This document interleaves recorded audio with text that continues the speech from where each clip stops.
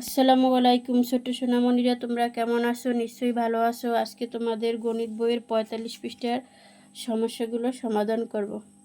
দেখো আজকে প্রথমে 1 নম্বরে কী আছে, বিয়োগ দেওয়া আছে 4 থেকে 1 বিয়োগ। বিয়োগ মানে বাদ দেওয়া। তাহলে কি করতে হবে, এখানে প্রথমে আমরা কাঠির সাহায্যে করি, ঠিক আছে।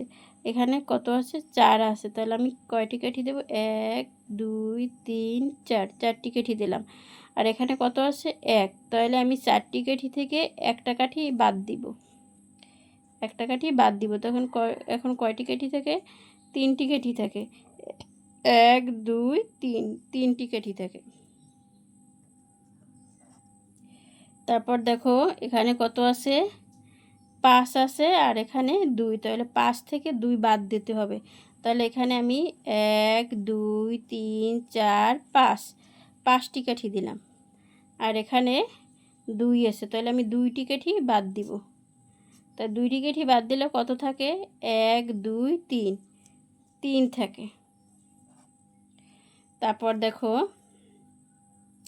এখানে আছে 7, আমি 7টি কাঠি দেব।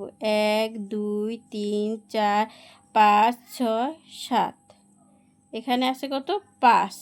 তাহলে আমি 7টি কাঠি থেকে 5টি কাঠি বাদ দেব। 1 2 3 4 5, এই 5টি কাঠি বাদ দিলাম। এখন আছে 2টি কাঠি, আমি এখানে 2 লিখলাম। অর্থাৎ 7 থেকে 5 গেলে থাকে 2। তারপর দেখো এখানে কত আছে, 6 আছে, আমি 6টি কাঠি দিলাম। 1 2 3 4 5 6। আর এখানে কত আছে, 2। তাহলে 6 থেকে আমার 2 বাদ দিতে হবে। তাহলে আমি 6টি কাঠি থেকে 2টি কাঠি বাদ দিলাম। এখন আমার কয়টি কাঠি থাকে, 1 2 3 4, 4টি কাঠি থাকে। তারপর দেখো এখানে আছে 9, আমি 9টি কাঠি দেব। 1 2 3 4 5 6 7 8 9, এখানে আছে 5। তাহলে আমি 9টি কাঠি থেকে 5টি কাঠি বাদ দেব। 1 2 3 4 5, আমি 5টি কাঠি বাদ দিলাম। এখন আমার আছে 1 2 3 4, 4টি কাঠি আছে। তাহলে 9 থেকে 5 বাদ দিলে কত থাকে, 4 থাকে। দেখো এখানে কত আছে, এখানে 8 আছে।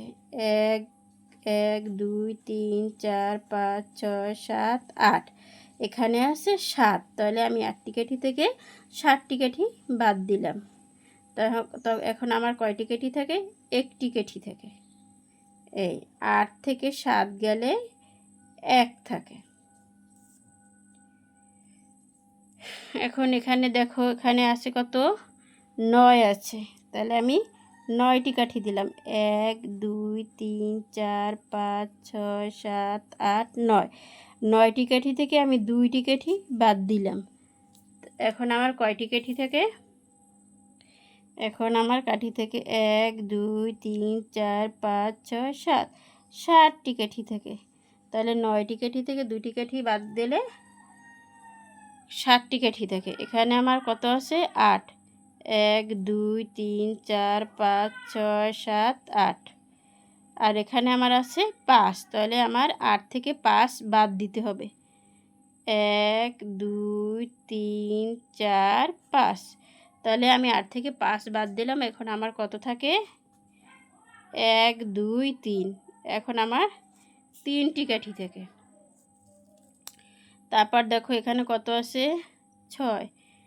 1 2 3 4 5 6, আমি এখানে 6 আছে, 6টি কাঠি দিলাম। আর এখানে 6টি কাঠি থেকে 3টি কাঠি বাদ যাবে। 6টি কাঠি থেকে 3টি কাঠি বাদ যাবে।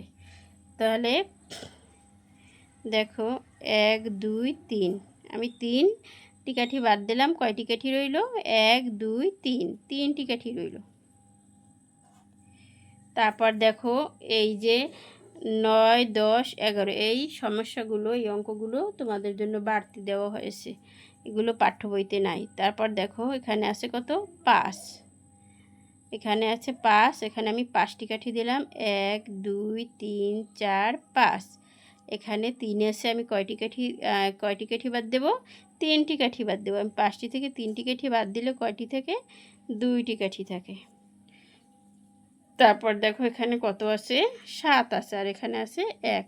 তাহলে 7টি থেকে আমি একটি কাঠি বাদ দেবো। আগে 7টি কাঠি দিই, 1 2 3 4 5 6 7। এখন আমার কী করতে হবে, একটি কাঠি বাদ দিতে হবে। এই একটি কাঠি আমি বাদ দিলাম। এখন কত থাকে, 1 2 3 4 5 6, 6টি কাঠি থাকে। তাহলে 7 থেকে 1 বাদ দিলে কত থাকে, 6 থাকে। তাহলে আজকে তোমাদের বিয়োগ সংখ্যা লিখে বিয়োগগুলো করা দেখালাম। প্রথমে কাঠির সাহায্যে, আজকে কাঠির সাহায্যে করে দেখালাম। পরবর্তীতে তোমাদের করের সাহায্যে কীভাবে আমরা বিয়োগ সমস্যাগুলো সমাধান করব সেগুলো দেখাবো। এখন তোমাদের বাড়ির কাজের জন্য আমি কয়েকটি সমস্যা লিখে দিচ্ছি, এগুলো তোমরা বাড়িতে বসে করবে। 4 বাদ 2, বাদ 4 বিয়োগ চিহ্ন 2, বিয়োগ মানে বাদ দেওয়া বা নষ্ট হওয়া, পচে যাওয়া, ঠিক আছে। তারপর এখানে আছে 6 বিয়োগ 1, তারপর 7 বিয়োগ 4। তারপর দেখো এখানে আর একটা সমস্যা দিই, 9 বিয়োগ 6। এই সমস্যাগুলো তোমরা নিজেরা সমাধান করবা কাঠির সাহায্যে, ঠিক আছে। আজকে এই পর্যন্তই। আল্লাহ হাফেজ।